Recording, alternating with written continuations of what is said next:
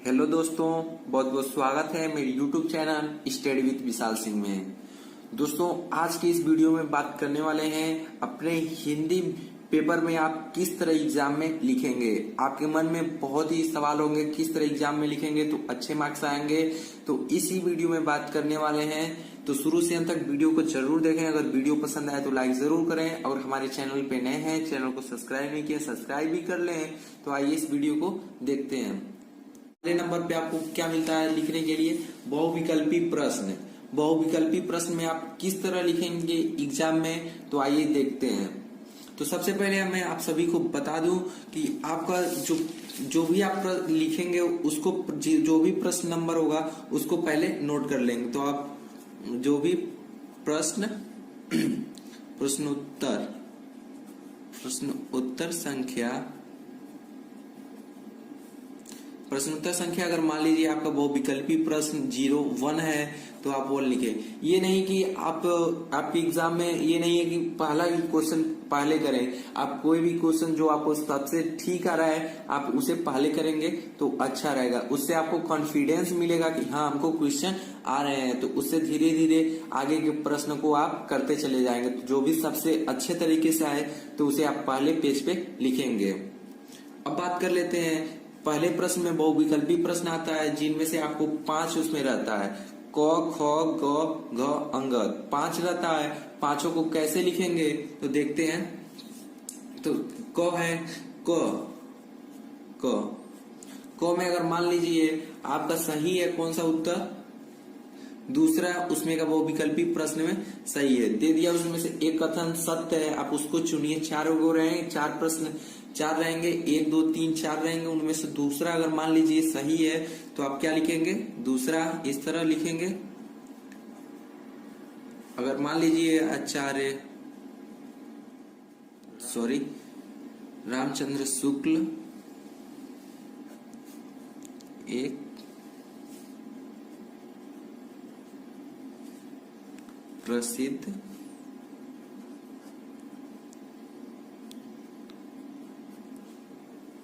एक प्रसिद्ध निबंधकार है, ये मान लीजिए आपका सही है। ये आपका सही है तो आप इसी तरह एग्जाम में आपको ठीक लिखना होगा।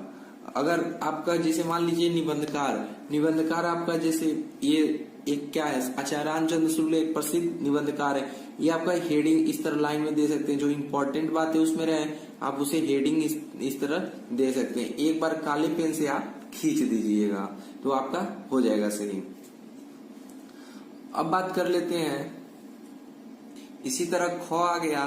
ख का भी इसी तरह आपको लिखना होगा। अगर मान लीजिए उसमें तीसरा सही है तो तीसरा इस तरह डालेंगे और तीसरे में जो भी आपका सही रहेगा वो लिखेंगे।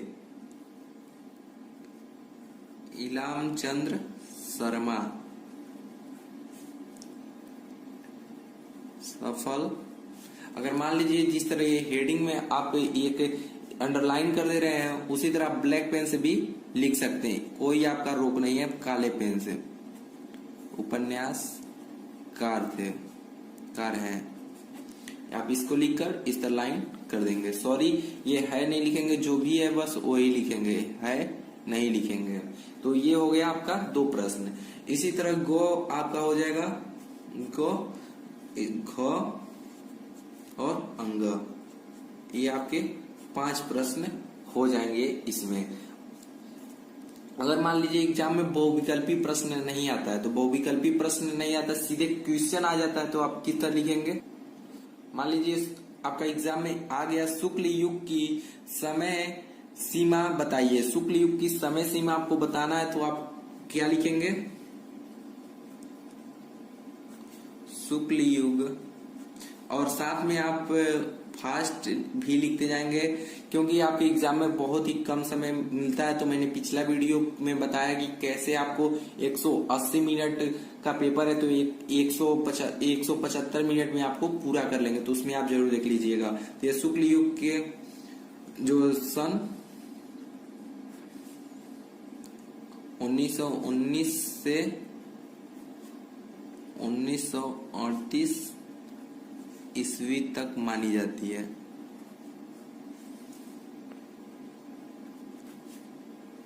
ये हो गया आपका तीसरे का आंसर। इसी तरह अगर बहुविकल्पी प्रश्न आता है तो इस तरह लिखेंगे, नहीं अगर आप प्रश्न उत्तर आता है तो इस तरह लिखेंगे, आप देख लेंगे। इसी तरह घ और अंग आपका हो जाएगा। अब बात कर लेते हैं अगला प्रश्न आपका रहेगा जो पदांश आते हैं उसके शब्द और अर्थ लिखने के लिए आता है। तो पदांशों का शब्द और अर्थ कैसे लिखा जाता है तो वो भी देख लेते हैं। मान लीजिए आपका जो पदांशों का पदांशों या गद्यांशों का अर्थ लिखना है, दोनों में से दोनों आता है तो दोनों में से कोई एक मैं बता देता हूं कैसे, उसी तरह आप दूसरा भी लिख लीजिएगा। तो ये कैसे लिखेंगे, तो अगर मान लीजिए आपका जो पेपर है, कापियां है, वो अगर आधा, जो भी आपका कापी अगर आधा से कम है तो आप उसी के नीचे से लिखना स्टार्ट करेंगे। ये कोई नियम नहीं है कि आप नया जो प्रश्न है नए पेज से स्टार्ट करेंगे, ये नियम नहीं है। अगर आधे से अधिक, अगर थोड़ा सा 4, 5, 6, 4 लाइन अगर मिल रहता है तो अब आप अगले पेज से स्टार्ट कर सकते हैं, नहीं तो आप उसके नीचे से ही लिखना स्टार्ट करेंगे, उसके नीचे से ही लिखना स्टार्ट करेंगे। ये ध्यान देंगे आप। ये आप अगर मान लीजिए आपका आ जाता है प्रश्नोत्तर संख्या 02, ये हो गया। अगर आप इसका अर्थ लिखना है तो उसमें से 2 प्रश्न आपके रहते हैं, अ और ब, 2 प्रश्न रहते हैं, 2 में से एक को करना रहता है। तो आप कैसे लिखेंगे, अ पहले लिखेंगे, अ लिखेंगे और उसके बाद जो भी उसका संदर्भ लिखना है तो संदर्भ पे हेडिंग डाल देंगे, संदर्भ हेडिंग हो जाएगा आपका। और यहाँ से संदर्भ आप लिख देंगे। उसका संदर्भ लिखने के बाद आप नीचे अगर रेखांकित जो लिखा रहता है, रेखांकित अंश की व्याख्या कीजिए। जो रेखांकित जो होता है तो इसके नीचे से ही आप उसको लिखना स्टार्ट कर देंगे। तो यहाँ पे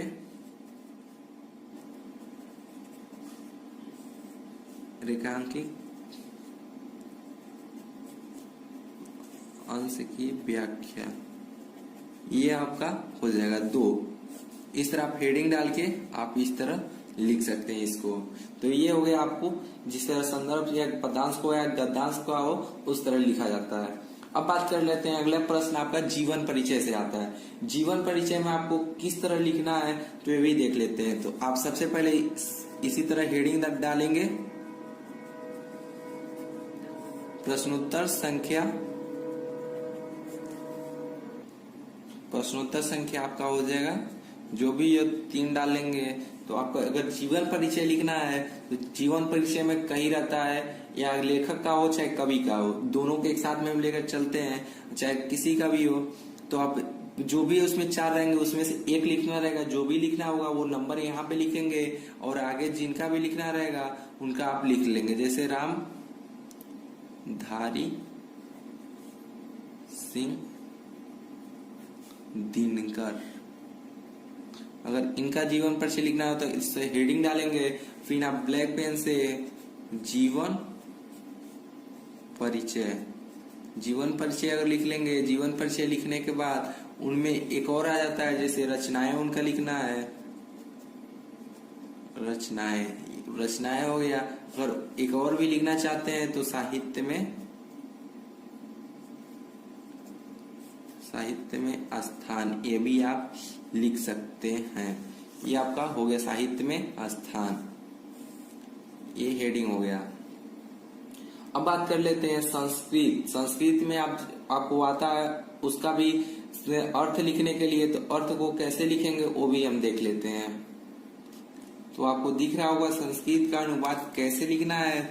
तो जो भी आपका प्रश्न दिया रहेगा, इसको या करके 2 वो दिया रहता है। तो 2 दिया रहता है, उसमें अ ब नंबर नहीं रहता है। तो आप क्या करेंगे, अ ब नंबर नहीं रहता है तो आप कैसे, अगर एग्जामिनर जानेगा कि कौन सा का अर्थ लिखेंगे, तो आप क्या करेंगे, जो भी दिया रहेगा उसके शुरू का 2 वर्ड और उसके लास्ट का 2 वर्ड आप जरूर उसे लिख देंगे एक लाइन में अच्छे तरीके से, जिस तरह मैंने लिखा है।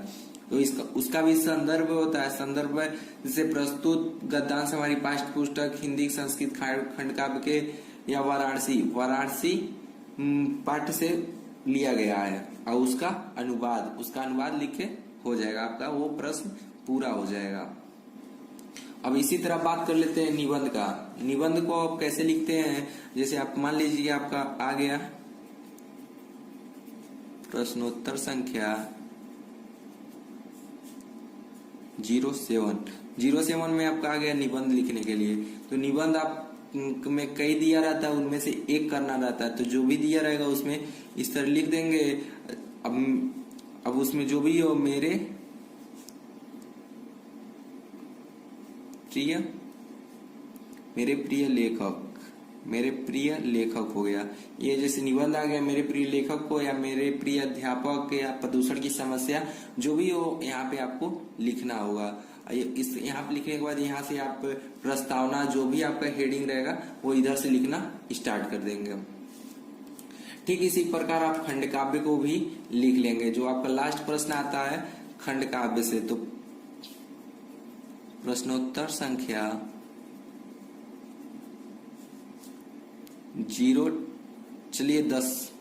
10 पूरा हो जाता है, तो इतना खंड काव्य से आप आ जाता है, तो उसका आप उत्तर लिखना होता है। प्रश्न दिया रहता है तो उत्तर लिख देंगे। जो भी आपका 2 उसमें से रहता है, 2 में से 1 को करना रहता है, तो जिसको भी आप करेंगे उसका आप यहाँ पे लिख देंगे। जैसे पहला हो गया, पहले का यहाँ गलत हो गया, यहाँ से पहले का उत्तर, इस तरह आप लिखेंगे। तो ये हो गया आपको पूरे प्रश्न, आपको यहाँ पे मालूम चले गया होगा कैसे आपको लिखना है। तो इसी तरह आप चाहे व्याकरण हो, व्याकरण में रस, छंद, अलंकार, वो भी प्रश्न जैसे रहते हैं, तो उसको भी आप लिख सकते हैं। यहाँ पे आप समझ गए होंगे। तो अगर वीडियो पसंद आया तो लाइक जरूर करें, और हमारे चैनल पे नए हैं, चैनल को सब्सक्राइब नहीं किए सब्सक्राइब भी कर लें। तो मिलते हैं अगले वीडियो में कुछ और जानकारियों के साथ। तब तक के लिए जय हिंद, वंदे मातरम।